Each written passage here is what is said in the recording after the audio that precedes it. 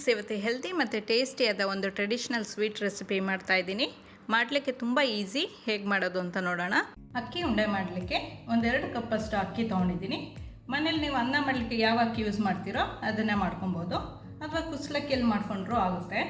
ಅರ್ಧ ಕಪ್ಪಷ್ಟು ನೆಲಗಡಲೆ, 1.5 ಕಪ್ಪಷ್ಟು ಬೆಲ್ಲ, 1 ಕಪ್ಪಷ್ಟು ತೆಂಗಿನಕಾಯಿ ತುರಿದಿರೋದು, ಫ್ರೆಶ್ ತೆಂಗಿನಕಾಯಿ ಇದು. ಆಮೇಲೆ 3-4 ಏಲಕ್ಕಿ ತೊಗೊಂಡಿದ್ದೀನಿ. ಒಂದು 10-15 ಬಾದಾಮಿ ಇಲ್ಲ ಅಂತ ಹೇಳಿದರೆ ಕ್ಯಾಶ್ಯೂ ನಟ್ ಅಥವಾ ಯಾವ ನಟ್ಸ್ ಆದರೂ ಯೂಸ್ ಮಾಡ್ಕೊಬೋದು. 1 ಟೇಬಲ್ ಸ್ಪೂನ್ ಅಷ್ಟು ತುಪ್ಪ. ಇವಾಗ ಫಸ್ಟ್ ಅಕ್ಕಿನ ಚೆನ್ನಾಗಿ ವಾಶ್ ಮಾಡಿಕೊಂಡು ಒಣಗಿಸ್ಕೋಬೇಕು. 2-3 ಸತಿ ಚೆನ್ನಾಗಿ ವಾಶ್ ಮಾಡ್ಕೊಂಡಿದ್ದೀನಿ. ಇದನ್ನ ಈಗ ಡ್ರೈನ್ ಮಾಡ್ಕೊಳ್ಳೋಣ.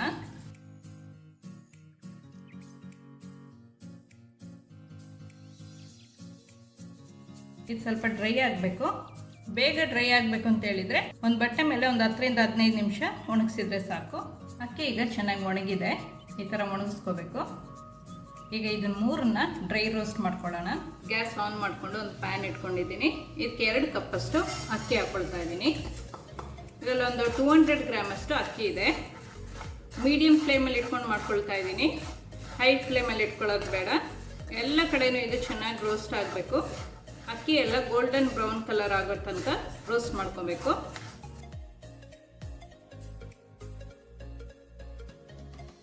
ಕೈ ಬಿಡೋದಂಗೆ ಇದನ್ನ ಈ ಥರ ಮಿಕ್ಸ್ ಮಾಡ್ಕೊಳ್ತಾನೆ ಇರಬೇಕು. ಇಲ್ಲಾಂದ್ರೆ ಒಂದು ಸೈಡ್ ಬೇಗ ಸೀದೋದಂಗೆ ಆಗುತ್ತೆ.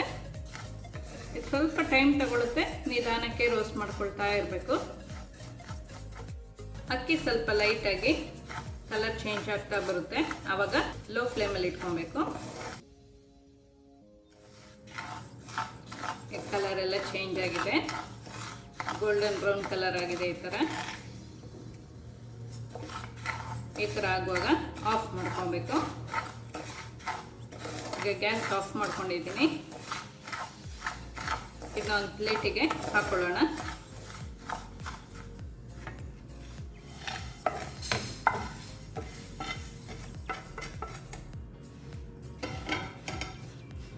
ಈ ಥರ ಸ್ಪ್ರೆಡ್ ಮಾಡಿ ತಣ್ಣಗಾಗಕ್ಕೆ ಬಿಟ್ಬಿಡೋಣ. ಆಮೇಲೆ ನೈಸಾಗಿ ಗ್ರೈಂಡ್ ಮಾಡ್ಕೊಬೇಕು. ಇದು ಫುಲ್ ತಣ್ಣಗಾಗಲಿ. ಈಗ ಅಷ್ಟರಲ್ಲಿ ಕಡಲೆ ಬೀಜನ ರೋಸ್ಟ್ ಮಾಡ್ಕೊಳ್ಳೋಣ. ಈಗ ಅದೇ ಪ್ಯಾನಿಗೆ ಅರ್ಧ ಕಪ್ಪಷ್ಟು ಕಡಲೆ ಬೀಜನ ಹಾಕೊಳ್ಳೋಣ. ಇದು ಸ್ವಲ್ಪ ಕಲರ್ ಚೇಂಜ್ ಆಗೋ ತನಕ ರೋಸ್ಟ್ ಮಾಡ್ಕೊಬೇಕು. ಕಡಲೆ ರೋಸ್ಟ್ ಆಗಿದೆ. ಇದನ್ನು ಬೇರೆ ಪ್ಲೇಟಿಗೆ ಹಾಕೊಳ್ಳೋಣ.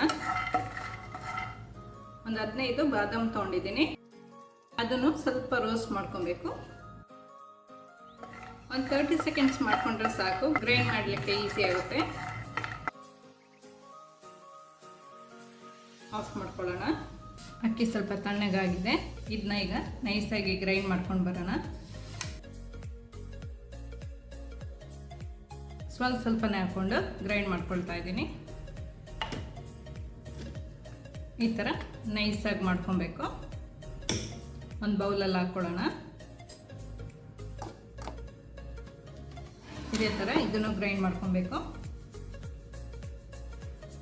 ಈಗ ಇದೇ ಸೇಮ್ ಜಾರಲ್ಲಿ ಕಡಲೆ ಮತ್ತು ಬಾದಾಮಿನ ಪೌಡರ್ ಮಾಡ್ಕೊಂಡು ಬರಬೇಕು.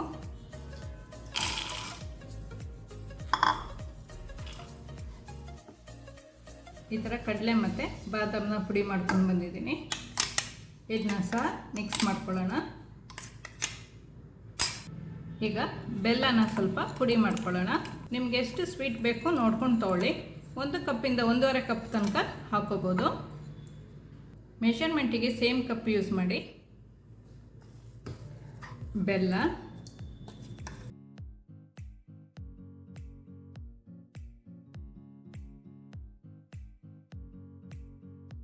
ಈಗ ಲಾಸ್ಟಿಗೆ ತೆಂಗಿನಕಾಯಿ ಮತ್ತು ಏಲಕ್ಕಿನ ಹಾಕ್ಕೊಂಡು ಗ್ರೈಂಡ್ ಮಾಡ್ಕೊಳ್ಳೋಣ. ತೆಂಗಿನಕಾಯಿ 1 ಕಪ್ಪಷ್ಟು ತೊಗೊಂಡಿದ್ದೀನಿ. 2 ಕಪ್ ಅಕ್ಕಿಗೆ 1 ಕಪ್ಪಷ್ಟು ತೆಂಗಿನಕಾಯಿ. ಇದು ಗ್ರೈಂಡ್ ಮಾಡ್ಕೊಂಡು ಬರೋಣ. ಗ್ರೈಂಡ್ ಮಾಡ್ಕೊಂಡಾಗಿದೆ. ತೆಂಗಿನಕಾಯಿನ ಗ್ರೈಂಡ್ ಮಾಡ್ಕೊಬೇಕಾದ್ರೆ ನೀರು ಹಾಕೋದೇನು ಬೇಡ, ಹಾಗೆ ಗ್ರೈಂಡ್ ಮಾಡ್ಕೊಳ್ಳಿ.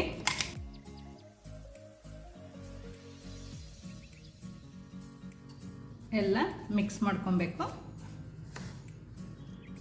ಕೈಯಲ್ಲೇ ಚೆನ್ನಾಗಿ ಮಿಕ್ಸ್ ಮಾಡ್ಕೊಳ್ಳೋಣ. ಇದ್ರ ಜೊತೆಗೆ ಈಗ 1 ಟೇಬಲ್ ಸ್ಪೂನ್ ಅಷ್ಟು ತುಪ್ಪ ಹಾಕೋಬೇಕು.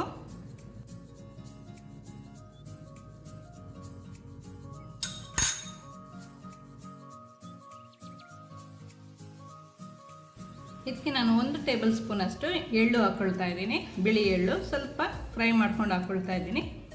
ಇದು ಆಪ್ಷನಲ್, ನಿಮ್ಗೆ ಇಷ್ಟ ಇದ್ದರೆ ಹಾಕ್ಕೋಬೋದು. ಎಲ್ಲ ಚೆನ್ನಾಗಿ ಮಿಕ್ಸ್ ಆಗಿದೆ.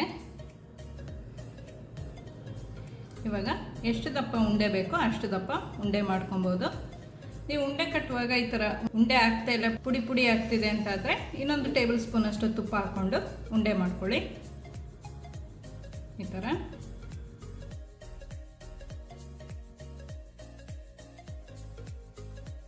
ಎಲ್ಲ ಈ ಥರ ಉಂಡೆ ಮಾಡಿಕೊಂಡು ಇಟ್ಕೋಬೇಕು.